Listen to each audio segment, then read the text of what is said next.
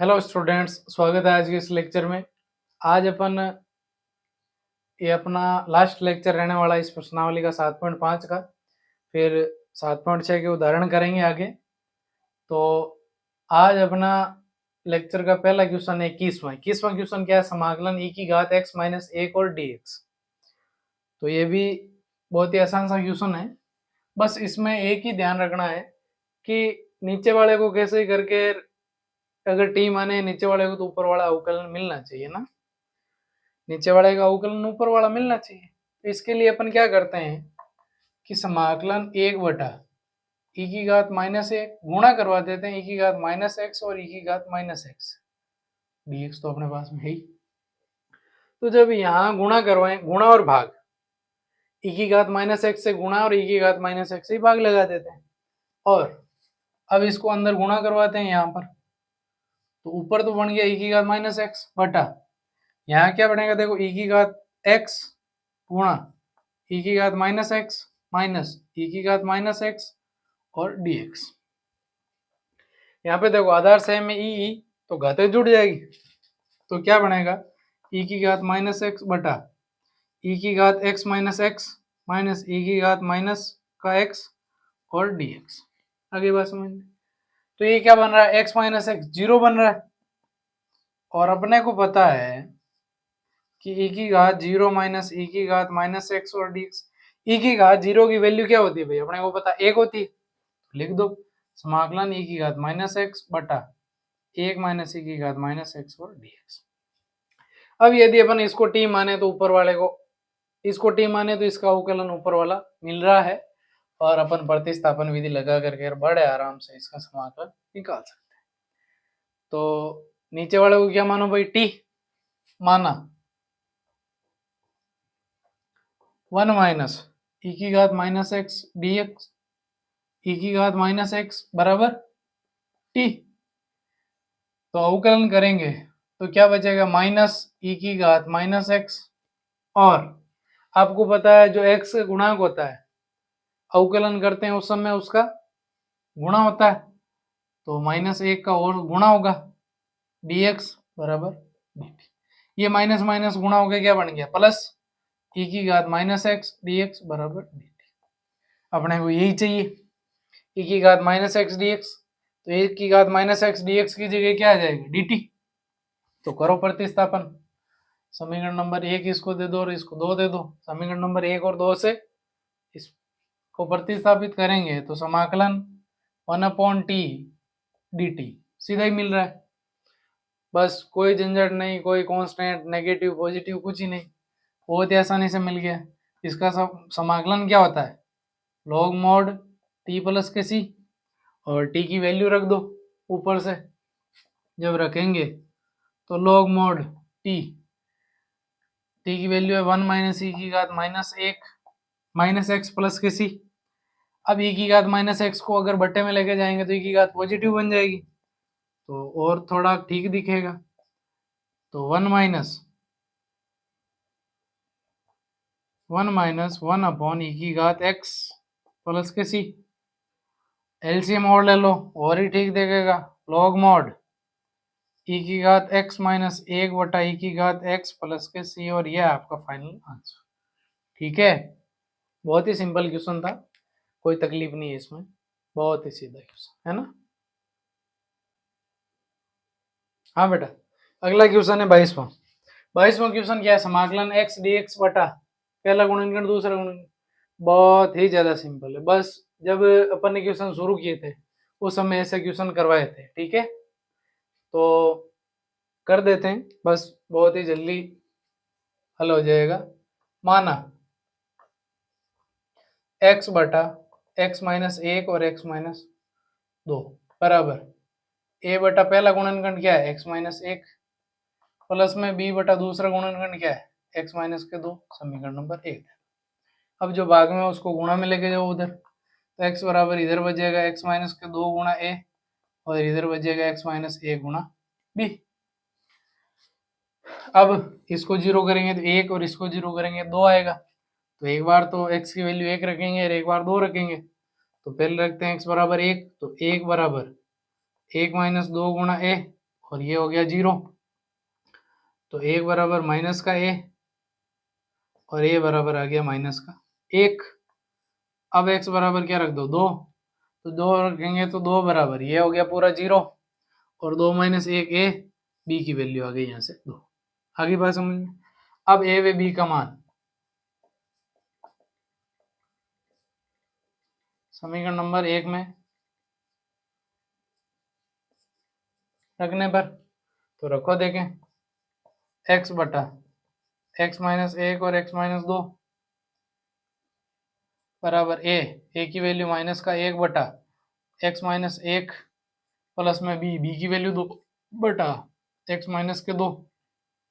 कर दो समाकलन, इसी का समाकलन चाहिए, कहीं मान नहीं रखना। समाकलन dx ये i है अपना, तो i बराबर समाकलन भी सीधा है, जो कांस्टेंट है उसको बाहर निकाल लो। यहाँ पे माइनस एक कांस्टेंट है, माइनस को बाहर निकाल लो। समाकलन 1 बटा x माइनस 1 और dx, यहाँ पे 2 कांस्टेंट बाहर निकाला तो x माइनस 2 dx। अब सीधा सीधा ही मिल रहा है इनका समाकलन, तो क्या होगा माइनस का log mode x minus 1 plus में 2 log मोड x माइनस के 2 प्लस का c। अब देखो यह है n log m, सूत्र लिख देता हूँ, जगह है क्या है, ज्यादा बार तो जगह होती नहीं है। n log m वो क्या होता है log m की घात n, चाहे ये इसको ये लिख सकते हैं, इसको ये लिख सकते हैं अपन, log m की घात n हो तो उसके लिख सकते हैं n log m। तो यहां मैं लिख रहा हूं n log m है, उसको लिख रहे हैं log m की घात n। तो लिखो, देखें ये माइनस वाला इधर लिख रहा हूँ, प्लस वाला मैं इधर लिख रहा हूँ, है ना। तो ये लिखा जाएगा log x माइनस 2 की घात 2 माइनस में log मोड x माइनस का 1 प्लस में c। अब ये क्या बन रहा है भाई, log m minus log n, उसका भी लिख देता हूं log m minus log n बराबर log m अपॉन n। ये भी पढ़ा हुआ है, सारे पढ़े हुए हैं आपको, अब तो ये आपको रट जाने चाहिए, इसमें कुछ बचा ही नहीं अब।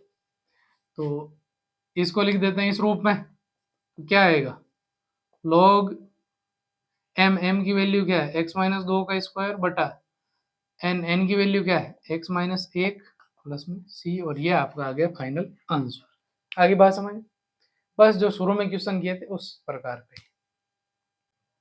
हाँ बेटा, अगला क्वेश्चन है 23वां क्वेश्चन भी जो अपन ने पीछे x की घात n और x की घात 4 वाले क्वेश्चन किए थे ना, 16वां और 20वां, सेम डिट्टो कॉपी है उसी के जैसे। एक्स स्क्वायर को जबरदस्ती बाहर निकालना, फिर जो ये बना उसको ऊपर लेके जाना, फिर नीचे वाले को टी मानना, अवकलन बनाना, प्रतिस्थापन विधि लगा के हल करना, बहुत ही ज्यादा सिंपल है।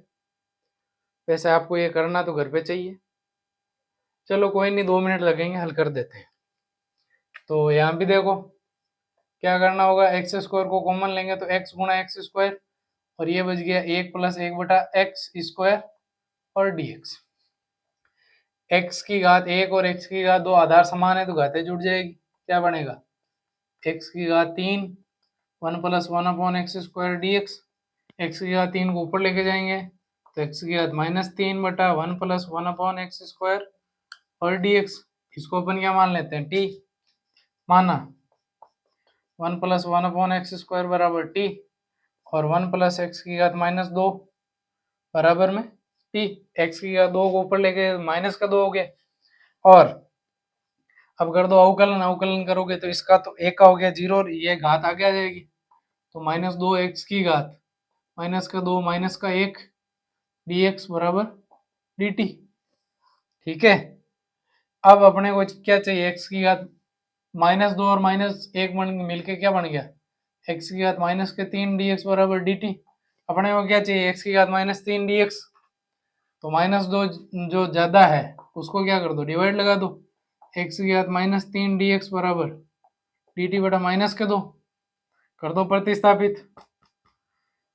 समीकरण नंबर 1 दे दो, समीकरण नंबर 2 दे दो, समीकरण नंबर 1 पे 2 से प्रतिस्थापित करेंगे तो क्या बनेगा भाई, समाकलन 1 अपॉन टी और dt बटा माइनस के 2। एक बटा माइनस दो कांस्टेंट है, बाहर निकालो, माइनस का एक बटा दो कांस्टेंट है, समाकलन 1/t dt। 1/t का समाकलन क्या होता है? लॉग मॉड t प्लस के सी। और अब t की वैल्यू रख दो। t की वैल्यू क्या है भाई? 1 + 1/x²। माइनस का एक बटा दो लॉग मॉड 1 + 1/x² प्लस के सी। आगे बात समझ में?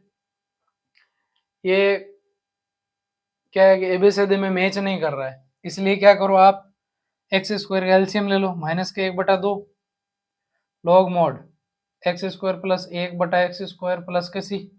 अभी अभी मैंने जस्ट बताया था कि log m/n है, तो उसको लिख सकते हैं log m - n। तो माइनस के एक बटा दो बाहर है, इसको लिख सकते हैं log m। log m क्या है भाई?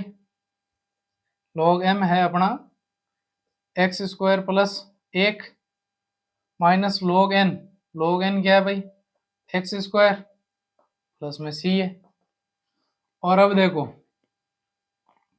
माइनस एक बटा दो का गुणा कराएंगे तो ये माइनस प्लस हो जाएगा, माइनस माइनस किया क्या होगा? प्लस। तो इसको मैं पहले लिख रहा हूँ, एक बटा दो लॉग मॉड x² माइनस, यहाँ भी क्या आएगा? एक बटा दो, माइनस एक बटा दो अंदर गुणा होगा तो क्या होगा? Log mod x² plus 1 plus के सी।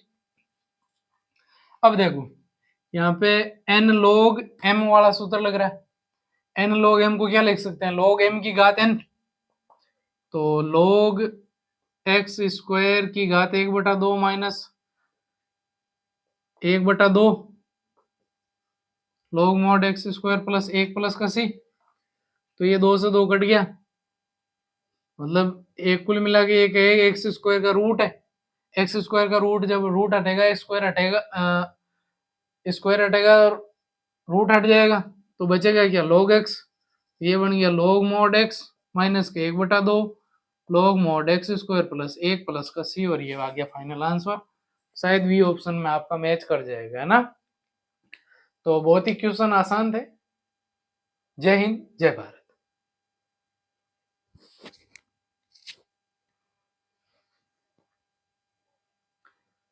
क्वेश्चन बहुत ही ज्यादा आसान थे, और जो भी क्वेश्चन करवाए हैं उनको आराम से रफ कॉपी में हल करें, और जो भी समझ में नहीं आ रहा है उसको कमेंट करके बताएं ये वाला पोर्शन नहीं समझ में आया, उसका वापस से आपको समझाया जाएगा, उस समस्या का समाधान किया जाएगा।